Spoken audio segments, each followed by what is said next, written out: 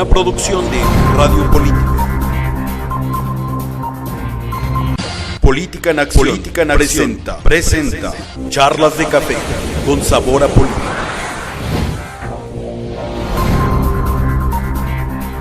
Con el periodista Humberto Hernández Pimentel. Es momento de que la noticia se viva a detalle, A profundidad. Somos actores importantes y ninguna reforma podrá tener éxito contra la voluntad de los maestros y los padres de familia. Porque la noticia no puede esperar. Comenzamos. Charlas de Café con sabor a política. Vamos. Muchas gracias por estar nuevamente con nosotros en este programa de Charlas de Café con sabor a política. Este día tenemos aquí con nosotros al maestro e historiador Juan Carlos Ortega, que es una gente ampliamente conocida en nuestro medio como hombre que conoce la historia de este estado de Michoacán. Sin duda alguna que lo hemos invitado con toda la intención de que nos dé algunas impresiones sobre el debate de ayer. ¿Fue realmente un debate ayer? Evidentemente, hola, buenos días, ¿cómo estamos? Tomando aquí nuestro café. Evidentemente, si entendemos lo que es la palabra debate, no lo hubo. Evidentemente faltó más presencia, más conocimiento, más sensibilidad de lo que realmente está sucediendo ahorita en nuestra comunidad michoacana. Falta mayor empeño, más actitud profesional de lo que es la política, entendiéndolo como un medio de saber negociar, de saber charlar, de saber comprometerse. Me parece que ayer fue ese caminito tan trágico, sembrado de buenas intenciones, que nos lleva al infierno. Bueno, ¿realmente consideras tú que en este debate se va a lograr ya tener una idea más clara, una percepción de parte del pueblo de Michoacán sobre quién es quien tiene la preferencia en relación con el voto? Fíjese que es interesante, pero no me parece que nos estemos planteando algo diferente. El discurso priista que hemos estado escuchando desde hace 80 años se vuelve a repetir. Los compromisos, tanta utilización de adjetivos que voy a hacer, que voy a crear, que vamos a tener esto, señor, eso lo estamos repitiendo, y el pueblo de México desde hace 80 años, y ahora estamos en la crisis totalmente de angustia, de pobreza, de una decepción que lo estamos viendo. No sé quién vaya a ganar, es parte de lo interesante de las votaciones, pero evidentemente la carencia de sensibilidad, que la gente muestre realmente una sensibilidad al discurso que nos están imponiendo, que nunca lo vimos tal como tal en el debate. ¿Sí? Nosotros se nos ofreció, se nos publicitó infinidad de veces que este último debate se iba a hacer en una forma más espontánea, menos acartonada, pero vimos que todos, absolutamente los candidatos, con excepción un poco de la señora, ni la señora siquiera de Morena, la única que más o menos se desenvolvió en una forma espontánea pues fue María Luisa, y pues sus intervenciones fueron fundamentalmente de hacernos notar los problemas en las situaciones pues, que comprometen la honorabilidad de algunos de los candidatos, y que pues realmente es imposible aceptar que se vuelva a repetir lo mismo que se repitió con Fausto Vallejo, o con Leonel, o con el propio Lázaro Cárdenas Gatell. Realmente ella nos plantea la pregunta: bueno, ¿quieren ustedes volver al periodismo? ¿Quieren volver ustedes al paísmo después de lo que ha pasado? Realmente ha dejado una sensación de que pues el pueblo tiene que decidir qué va a hacer ahora. Es interesante ese planteamiento. Ojalá si realmente sí sea el pueblo el que decide la votación, ya que el pueblo nunca ha podido participar en escoger a qué candidato quiere. La espontaneidad relativa que vimos ayer totalmente estaba inducida por cada uno de ellos.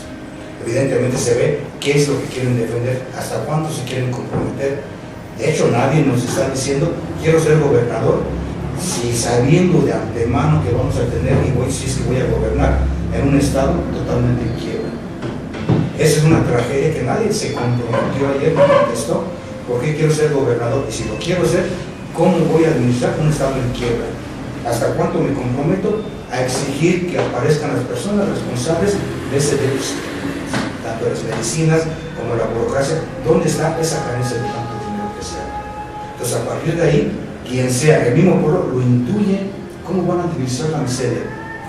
Alguien nos ha dicho cuánto dinero en intereses se tiene que pagar por la deuda corta. No nos están hablando. Hablan, intereses, tengo esto, voy a hacer lo otro. La realidad, ¿están en posibilidades de hacerlo? ¿Cuál es su compromiso? A través del discurso, las necesidades reales. ¿Cuánto están diciendo sensible a resolver las necesidades de los diferentes sectores que no tienen dinero para circular? Tenemos una serie de personas a las que se les adeuda dinero, constructores, todo lo que se deriva de una política errónea donde las deudas que tiene el país es con gente en Michoacán, no hay dinero. Entonces va a ser mucho y muy difícil. ¿Cómo administro? Se les hizo la pregunta y nadie le contestó, ¿por qué quiere ser usted gobernador? Es decir, no hay una claridad en cuanto a objetivos de sacar a este Estado de la situación que actualmente está, en lo financiero, en el problema económico, en la falta de fuentes de trabajo, en la seguridad. No hubo realmente una respuesta satisfactoria a esos problemas que está padeciendo el Estado. Y que son directos, ¿no? Y que la gente estamos padeciendo y sufriendo, los diferentes sectores de Michoacán, de Morelia, de cada uno de los 113 municipios, ¿cómo están resolviendo? Cuando no hay fuentes de empleo. Si existiesen fuentes de empleo, las personas no estarían creando situaciones de violencia a sus jóvenes. Los constructores, los proveedores, ¿cuál es su tragedia? Son la gente que está generando fuentes de empleo. El gobierno nos los está limitando, nadie puede resolverlos. Las buenas intenciones no son suficientes para pagar y hacer circular. Dícese que el camino al infierno está empedrado de buenas intenciones, ¿verdad? Si realmente los candidatos expusieron sus puntos de vista sobre cómo resolver estos problemas, la verdad es que se percibió, se sintió en el ánimo de las gentes a quienes hemos preguntado que no vieron en realidad nadie que se comprometiera realmente, sino que simplemente fue un discurso de ofrecer, resolver los problemas, pero nadie dijo cómo, menos frente a una problemática de crisis económica como la que está viviendo Michoacán. ¿O tú qué opinas? Crisis económica, que es lo que notamos, pero fíjese usted, la crisis de valores, la crisis moral, la crisis educativa, la crisis de los pequeños empresarios, la problemática que tenemos en la costa, la problemática que tenemos en el oriente, la minería, las cuestiones forestales, las cuestiones burocráticas. ¿Qué está sucediendo? ¿Cómo lo van a resolver? No hay dinero, eso nos están diciendo. Específicamente, tenemos 15 años padeciendo una carencia de fondos económicos, una política muy bien aclarada. ¿Qué vamos a hacer con el proceso burocrático, con el proceso educativo, las cuestiones fiscales, las municipales, las estatales? ¿Cómo se está manejando o cómo nos permiten manejarnos con los fondos federales? Pues la tragedia es un hecho real, pero la tristeza que se vive. Los fondos federales no vemos ninguna posibilidad de que el gobierno federal vaya, como suponía por decir la candidato de Morena, que debería quedar la deuda de Michoacán, que la elimináramos, que no se cobrara, que no la pagáramos, porque los mismos que intervinieron habían sido factores para que el Estado cayera en la situación, y el gobierno federal no se ve que tenga posibilidades de venir a rescatar Michoacán. frente a 30 y tantos mil millones de pesos que se supone que es la deuda, bueno, ¿qué va a hacer el gobierno federal? No creo que vaya a venir a rescatarnos y decir, sí, muchachos, aquí están los 30 mil pesos, como a veces lo ofrece John Orihuela, que dice, yo soy amigo personal del señor presidente y vamos a contar con su apoyo, pero la verdad es que no hemos visto la solución al problema, ya tenemos mucho tiempo. Y otra cosa, las reformas mismas que tantas expectativas había creado, no se han cumplido. Es decir, se le hizo creer a la gente que al día siguiente que se aprobaran las reformas íbamos a entrar en un proceso de mejoramiento económico, una jauja, y resulta que a las gentes no les va a ir a un peso en la bolsa. No hay fuentes de trabajo. Sale Cartens, director del Banco de México, a decirnos, vamos a bajar 0,5 punto el crecimiento para este año, porque definitivamente la economía ha retrocedido en virtud de que Estados Unidos no se ha desarrollado como debería desarrollarse, bajó el precio del petróleo, o sea, augurándonos una situación cada día más difícil en lo económico. Entonces, ¿cómo es posible que pensemos que el gobierno federal va a venir a rescatarnos si el propio gobierno federal entrará en dificultades, en recortes, en esto? No, Michoacán está condenado. Dramáticamente, dolorosamente, eso es un hecho real. Y lo estamos viendo desde hace 15 años, cómo lo están resolviendo, cómo lo quieren percibir. El candidato del PRI, con un discurso tan desgastado, que resulta hasta inmoral, planteárselo a las personas, a la gente Juan Pueblo a la que pertenece. Pero ¿qué puedes decirme de Aureoles? Que en última instancia pues hace ofrecimientos que se antojan y populistas, ¿no? Sí, demagogia y populismo, del cual tampoco ya se quiere pues que en este país tengamos populismos exacerbados que al último se traducen en serios problemas de gobernabilidad. ¿Cierto?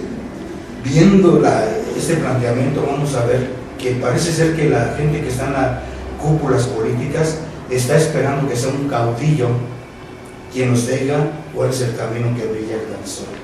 Y estamos viendo que en la realidad somos 120 millones de mexicanos en el país, donde la mayoría, el 80% está en la pobreza y un alto porcentaje está en la miseria totalmente. Michoacán es uno de los estados donde existe mayor carencia de situaciones económicas, culturales. No es una mera coincidencia simplona el que pensemos el sistema educativo por qué está tan atrasado. ¿Por qué no tenemos estadistas en los diferentes municipios? Y ya no lo digo también, porque había que anhelar un estadista del Estado que alcance a percibir cuáles son los problemas que están ahogando a este Estado. No estamos logrando nadie la felicidad, que al final de cuentas es el anhelo de nuestras leyes, que tenemos tanto. Cuando Castell nos está diciendo que va a bajar a nivel nacional esa posibilidad de crecimiento, es todo el país. Pues ha sido una mentira que se ha sostenido desde hace 3 años, que es secretario en el fondo. Entonces estamos hablando con mentiras, siguiendo basado todos nuestros razonamientos en mentiras, esperando un milagro. Los milagros, por favor, en un país no existen. Los milagros aparecen cuando la gente tiene seguridad en su fuente de empleo, en su trabajo, que hay por derecho constitucional, derecho a la medicina, derecho a las vacaciones, derecho a la seguridad en todos los sentidos. Educar. Estamos educando, ¿qué tipo de educación? Mediocridades. Gente que anhela ser burócrata, gente que anhela dejar toda su existencia juvenil y de madurez por un sueldo quincenal. ¿Y el país? Pues será esto conciencia. Realmente no se había visto, yo no recuerdo en muchos años que un sector muy grande de la sociedad quiera necesariamente formar parte de la burocracia, porque saben que en la burocracia tienen la seguridad, la garantía de un mínimo de estatus, por lo menos de sobrevivencia. Pero como tú dices, ahí se pierden los talentos. La burocracia, o quien aspira a la burocracia como tú dices, como resultado de una educación hacia lo que están encaminando a la juventud, pues es llegar a la mediocridad. Sinónimo, porque así la gente lo considera. La burocracia es un sinónimo de mediocridad, no todo, pero en la realidad, pues sí siente uno que lo único que importa es, como dicen los maestros, a mí no me importa si voy a dar clases o no hay clases, o si los muchachos aprenden o no. Lo importante es que el día 15 esté mi cheque, y aunque se limiten con ese pequeño ingreso que dicen ellos que no es suficiente, pero lo tienen garantizado, es su seguridad, la seguridad de sobrevivencia, y un país donde sus gentes están luchando por la sobrevivencia, realmente no hay ninguna confianza en que mañana mejorarán su situación, sino que es una batalla cotidiana por la sobrevivencia. ¿Cómo ves? Claro, esa es la tragedia del escenario que realmente estamos viviendo desde hace años atrás. Y hacia la perspectiva, siendo hasta optimistas, ¿qué tipo de personas estamos teniendo en el país? Burócratas que se están construyendo a través de las jubilaciones todos los procesos de creatividad, todos los procesos de construir a través de la economía. No estoy hablando de otro tipo de valores más altos, pero eso es propio de un país tercermundista, donde el anhelo es sobrevivir, no construir. Esa es la gran tragedia, el gran dolor que nuestros jóvenes, que está siendo la mayoría de la población de este país, y dentro de 10 años más, ¿qué quieren ser? Muchos jóvenes, yo he estado observando que es verdad lo que algunos analistas han estado señalando. Hay una deserción verdaderamente escandalosa de jóvenes que ya no están concurriendo a la preparación media y menos profesional por la situación económica. Y muchos de ellos, lo más terrible, es que se están convenciendo de que para qué quieren un título, si cuando obtengan su título no es sinónimo de mejoramiento económico, sino que ahora tendrán que luchar por conseguir una oportunidad que no la encuentran en el medio, y que en razón de eso mucha gente joven ya está desertando de las universidades y de las escuelas preparatorias y demás. Y la tristeza, licenciado, la tristeza que hay en cada individuo que no puede lograr lo que una supuesta educación le iba a permitir. El dolor que les causa, y lo vemos muchas veces en nuestros eventos cotidianos. Ustedes ven mucha gente con título que está haciendo labores para ellos humildes, que traen un resentimiento social, y eso se está generando cada vez más. ¿Cuánto le cuesta a nuestro país que un joven se titule? No estamos hablando de deserción, sino aquel joven que ha logrado un título académico, universitario, ¿cuánto le puede costar al país? ¡Qué dolor! Y muchos se tienen que ir. Y muchos tenemos y estamos conociendo a jóvenes con una gran molestia, porque estamos viendo dentro de un proceso dialéctico de nuestra sociedad, respetando las leyes de desarrollo social, no teorizar mucho, pero es el dolor y la tragedia, que esa juventud, que tiene que estar bien preparada, lo saben perfectamente, que no son capacitados ni están bien preparados, pero el medio ambiente social, les está exigiendo que se comporten como tal. Deberíamos con derecho. Nosotros siempre hemos considerado, yo en lo personal siempre he pensado, que el hombre que realiza la tarea a la cual él anhela ganarse la vida de una forma, es decir, cuando hay una vocación y se le obliga, como lo está haciendo las universidades, de que necesariamente te vayas a una carrera que tú no escogiste. Yo quiero ser médico, doctor, pero no tienes que irte a psicología, tienes que irte a estudiar biología para ser un biólogo, porque más o menos la carrera es afín, como usted dice, como tú has señalado. En realidad en esa gente se genera una frustración, un sentimiento de que tener que ganarte la vida haciendo lo que a ti no te gusta, y consecuentemente por eso vemos nosotros que en la sociedad, como tú decías, hay un resentimiento porque yo no logré el objetivo que yo no quería ser biólogo, yo quería ser doctor. no quería ser zootecnista, no, yo quería ser doctor. Siempre y cuando termine. Por eso. ¿Se queda? Pero me refiero a esto, que quien realiza lo que a él le agrada, lo que a él le nace, lo que a él le gusta, ya lleva un 50% de felicidad en su vida. Y todo aquel que labora en cualquier institución, en cualquier parte, por necesidad, pues es un trabajador mediocre. De ahí que la juventud esté tan inquieta y tan molesta porque ve que no se le ha abierto espacio. No hay espacio para los gente joven. Luego llegan y les piden experiencia. Si la experiencia se logra a través de hacer diario, ¿sí? Y estar trabajando en una actividad. Solamente así se quiere experiencia, pero si nunca se les abre la puerta, nunca van a adquirir experiencia. Y con dolores y resentimientos. Exactamente. Y todos esos jóvenes al último terminan odiando a la sociedad y entonces pues caen en garras de los grupos delincuenciales, porque además cometemos el error de exaltar demasiado las propiedades de las gentes que se dedican a esa actividad.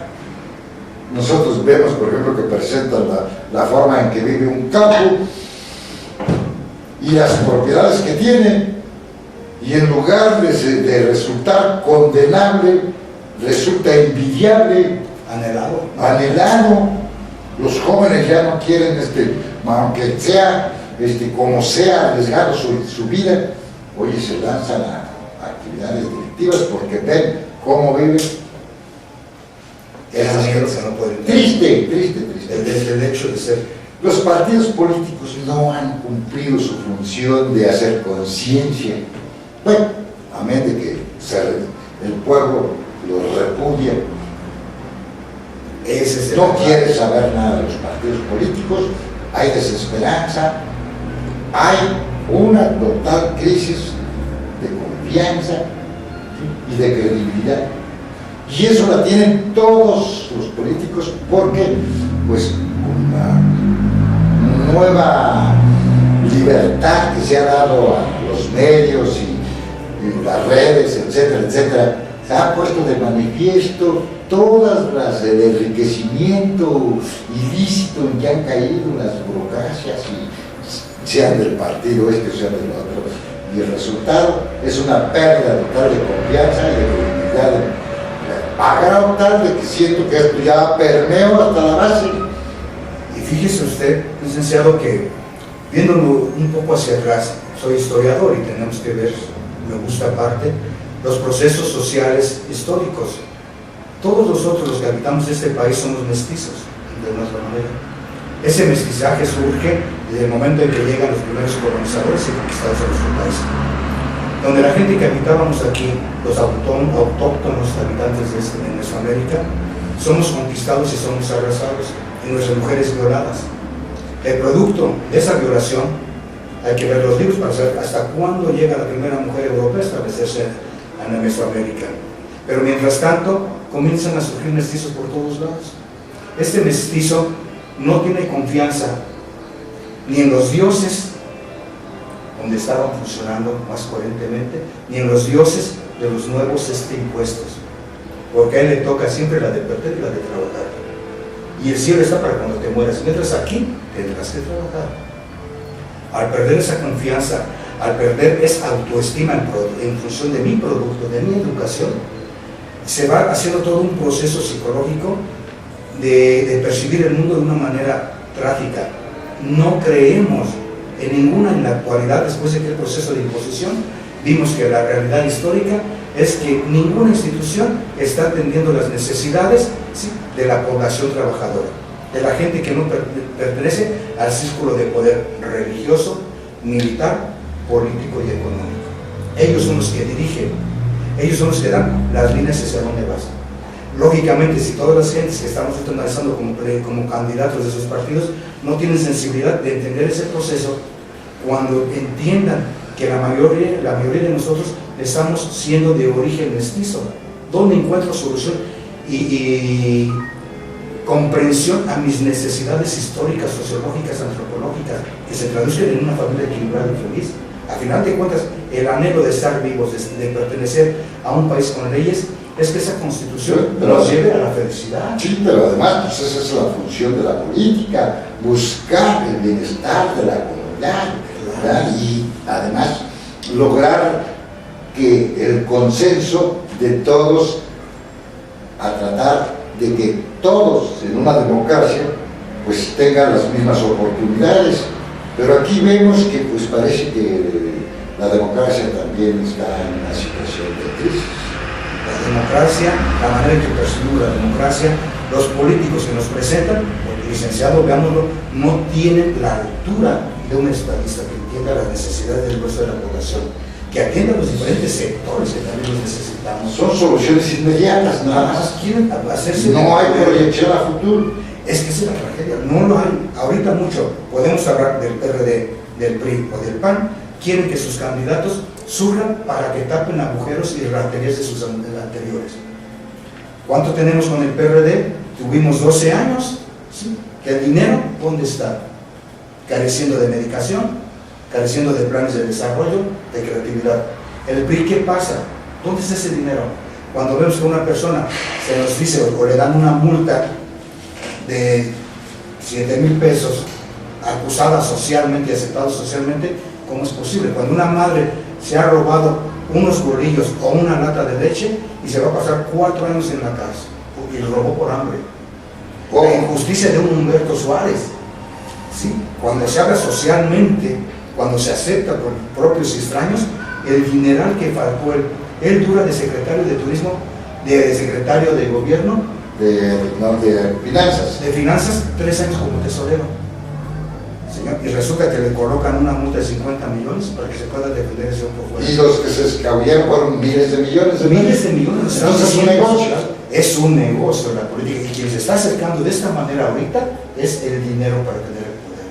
No nos autoengañemos. Es el poder financiero, y el poder financiero me permite inducir lo que yo necesito proteger. Es lo que Pues qué triste. Me decían algunas gentes que se dedican al transporte, taxistas, con dirigentes que andan en las combis, cuando les preguntas qué opinas, es nada. El único que va a perder aquí es el pueblo. Gane quien gane. Gane quien gane, el pueblo va a perder. Porque ninguno nos ha ofrecido una solución real, efectiva y que sea confiable. Qué triste, sí, qué triste que la gente opine en el sentido de que ya no le creemos a nadie y no tenemos confianza en nadie. Esa es la tragedia nacional.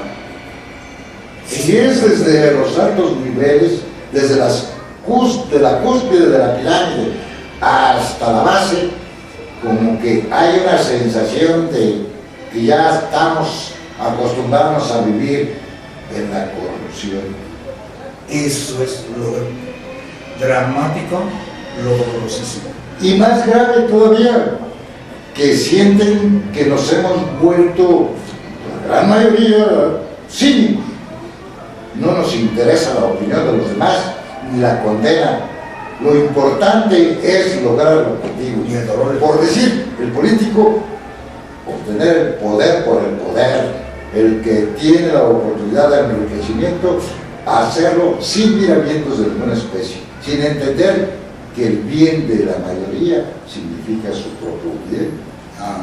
Aquí no, que a los demás se los lleve el diablo. Resolviendo yo mis problemas es otra actitud egoísta que se va a traducir en serios problemas. Perversa, cínica, dolorosamente el valemadrismo.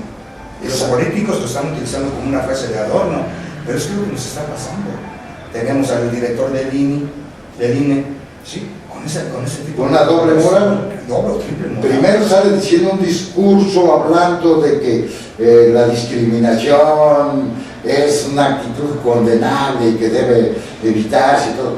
Y al poco tiempo es precisamente el que los sorprenden discriminando a los indígenas, por el solo hecho de ser gente con poca preparación y a veces hasta sin una capacidad de discurso. Y el cínico, Se ríe, se burla, se mofa de la actitud de llamarle hasta como si fueran los indígenas, los indios de allá de Chichimeque, no, pero los indios norteamericanos, del gran jefe Toro Sentado, del jefe de Cabeza Blanca, y así decía un chichimeca que siente venir a decir: si no me das diputados, nosotros no votamos en tus elecciones. Realmente es ridículo todo eso. Y duele porque ¿cómo es posible que haya dado un discurso donde habla precisamente de evitar toda la discriminación que nos hace tanto daño en este país? Y luego sea él precisamente el que lo haga. ¿Quién cree entonces en las actitudes y quién cree en las gentes que deberían ser un ejemplo? Porque cada alto funcionario tiene un liderazgo y ese liderazgo debería ser un ejemplo para las generaciones que van atrás.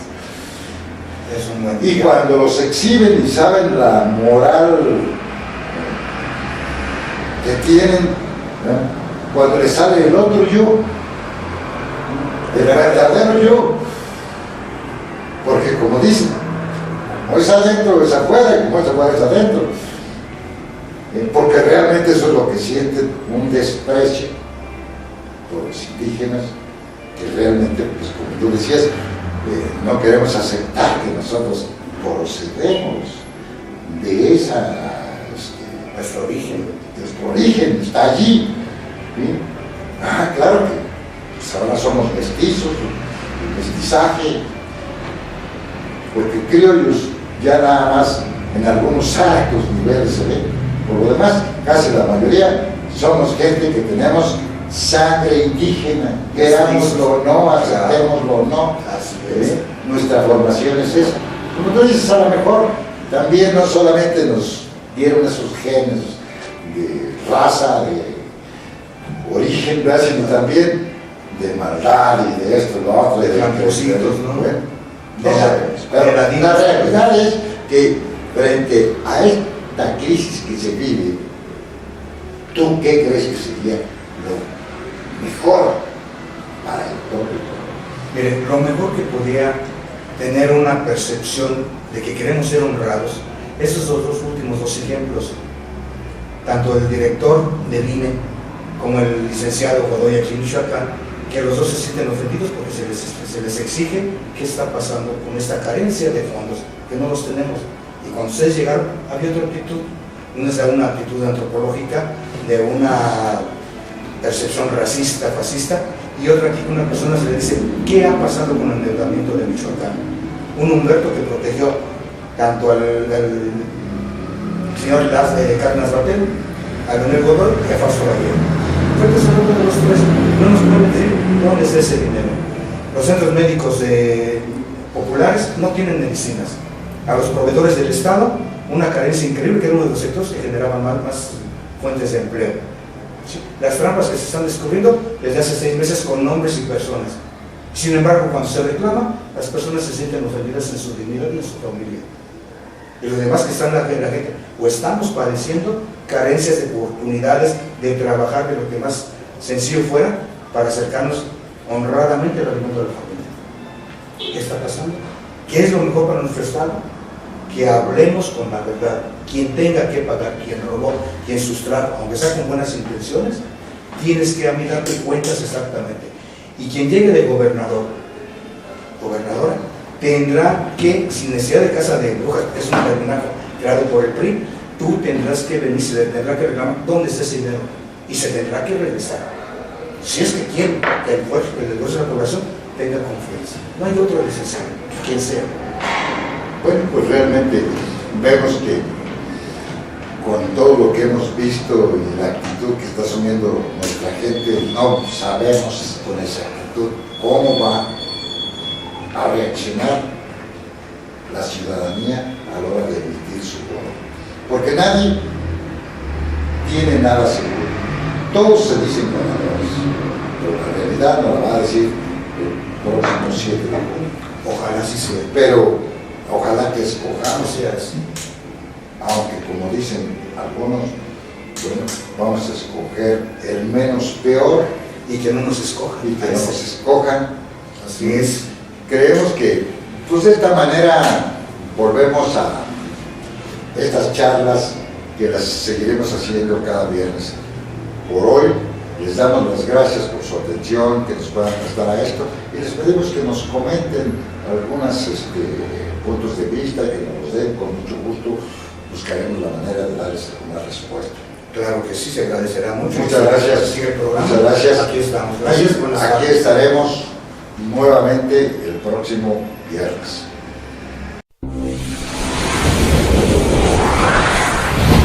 Una producción de Radio Política. Política en Acción. Política en Acción. Presenta Charlas de Café con sabor a política.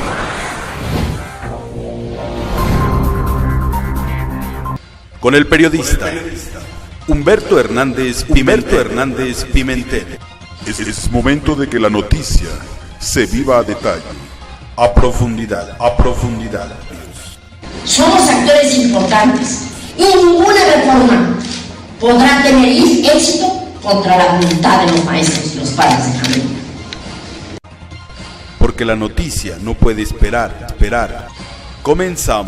Charlas de Café con sabor a política.